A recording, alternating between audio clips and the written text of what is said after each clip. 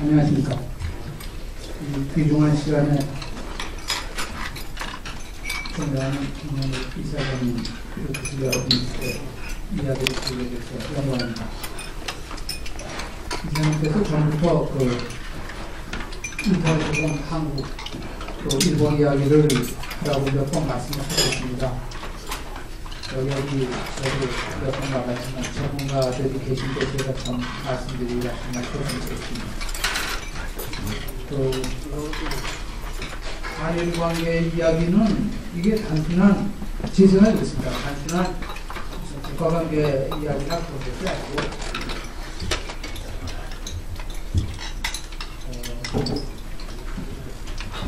다른 것도 마찬가지겠지만은 일종의 역사관, 철학의 문제가 아닙니다. 일본에 대해서 여러 가지 이야기하시는 분들이 최근에 한일 양국 이야기를 한다면은 양국의 갈등 요인에 대해서 대개 독도 문제, 또는 역사 인식 문제 이런 이야기들을 하십니다. 그래서 한마디로 이것은 국민 감정 문제다. 근데 제가 생각하기에 국민 감정이라는 것은 절반은 맞는 말인데 그 원인에 대해서 제대로 진단이 안 됐다. 저는 그렇게 생각을 합니다. 그래서 이것은 세상을 보는 개인의 입장과 시각의 문제, 그런 측면이 더 많지 않나 생각합니다. 딱 감정이라고 저는 생각하지 않습니다. 제가 아직 세상살이에 대해서 인간에 대해서 제가 잘 모르는 게 많습니다. 역사에 대해서 잘 모르는 게 많습니다. 잘 모릅니다. 그래서 친하지 못하는 것도 있습니다. 그렇지만은 제가 공무원으로 국가기관에서 안전보장문제에 관해서 30년 이상 일을 했기 때문에 전혀 의견이 없다, 잘 모른다고 이건 또 무책임한 이야기가 되겠습니다. 저희는 사실 다른 분들 다 마찬가지지만 민숙했을지 모르지만 열심히 일을 했습니다. 그리고 제가 지금 일본에서 살면서 한국을 보는 것이 사실이니까 당연히 제가 예전부터 느낀 또 지금 느끼는 문제들이 있습니다. 저는 이런 생각을 합니다. 요즘 그런 분 말씀하신 분 많은데 우리는 이렇게 살 수 없다. 한일 관계는 더 이상 이렇게 살 수 없다. 그런 생각을 저는 합니다. 그런 생각을 객관적 입장에서 문제의식으로 좀 구체화하는 그런 것을 해야 되지 않느냐 그런 생각을 하면서 지냅니다. 서론이 조금 길지만은 제가 일본을 보는 입장에 대해서 조금 더 설명을 드리겠습니다. 우리나라에서 지금 건국의 지금 10번째 대통령, 저는 그 중에 7명의 대통령이 돼서 공무원으로 일을 했습니다. 동서냉전이 끝나고 9.11 테러가 발생한 이후까지 일을 했습니다. 근데 제가 그때 느낀 것이 그렇게 보면은 우리나라에서는 안전보장이나 위기관리 같은 것을 학교에서 가르치는 데가 없습니다. 예전에 젊었을 때 우리나라에서 전문가들에게 정부에서 과제를 가서 부탁도 하고 재봉급 한 3년치를 가져와서 과제를 부탁하고 그런 것도 있는데 솔직히 말씀드리면 제대로 된 대답을 얻은 적이 거의 없었습니다. 또 매뉴얼 같은 것도 거의 없었고요. 저희가 동서냉전 종료될 때 소련방이 해체되고 세계 지도가 바뀔 때 우리나라가 국방정책을 추진할 때 그때 사실 저희가 일선에 저는 그때 동경에 있었습니다만은 정부로부터 하등의 지침이 없었습니다. 한중 수교를 할 때 아무런 지침이 없었습니다. 대한민국의 외교 방향이 근본적으로 변하는 그럴 때도 아무것도 없었습니다. 일선에서 보면은 정치인들이 정부가 깜짝 쇼를 하는 것처럼 보였습니다. 왜냐하면 그 거대한 정부와 국가 방향을 돌리기 위해서는 공무원들에게 충분한, 국민들에게 충분한 설명이 있었어야 됩니다. 몰랐습니다. 아, 그러게 났구나. 신문 보고 세상 돌아가나 아는 그런 경우가 많았습니다. 그래서 국가관계라는 것이 어떤 것이냐 하는 문제부터 시작해서 이충동 박사님이 계시지만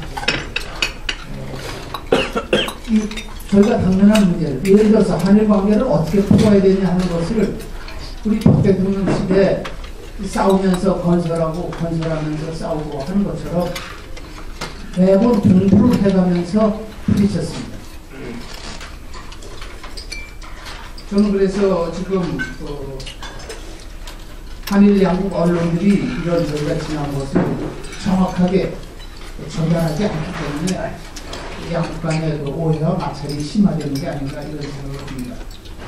나중에 다시 말씀드리겠지만 지금 저희는 독도 문제, 역사인식 문제를 크게 생각하시지만 과거에 저희 냉전 때는 처음에는 북송 사업을 하는 거예요. 일본이 제1조를 북으로 보내는 것에 대해서 전 국민이 분노했었고, 일본이 군거리 외교를 하는 거에 분노했었고, 다음에 한국이 만성적인 대일 무역 적자를 내는 것이 가장 심각한 문제였지, 역사인식 가지고 그런 걸 가지고 항의를 하거나 한 적이 없습니다.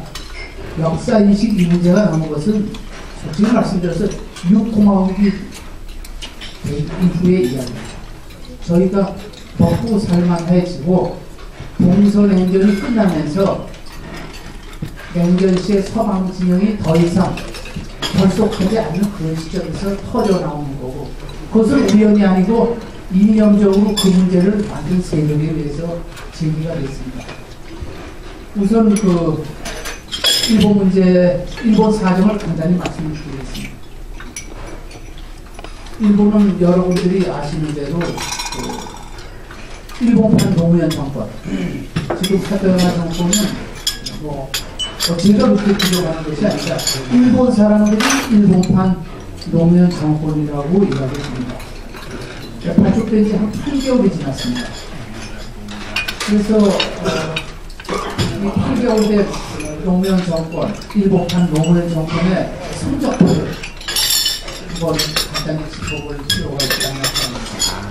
그 전에 최근에 만나보는 일본의 그 식자들 중에서는 일본이 이미 문명사적으로 쇠퇴기에 접어들었다고 말하는 사람들이 상당히 많습니다.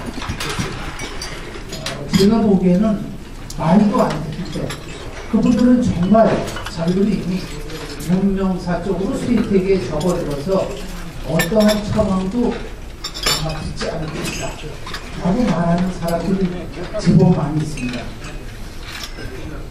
저는 그걸 보면서 어쩌면 2차 세계대전 패전 때 일본의 분위기가 이랬었던가 하는 그런 느낌이 들고요. 하기는 일본 사람들이 당황하면 안 됩니다. 일본은 저희는 아직 못 겪었는데요. 저희도 장차 언제 겪을까 봐서 겁니다. 일본은 그 심각한 디플레이션 경험을 하고 있습니다.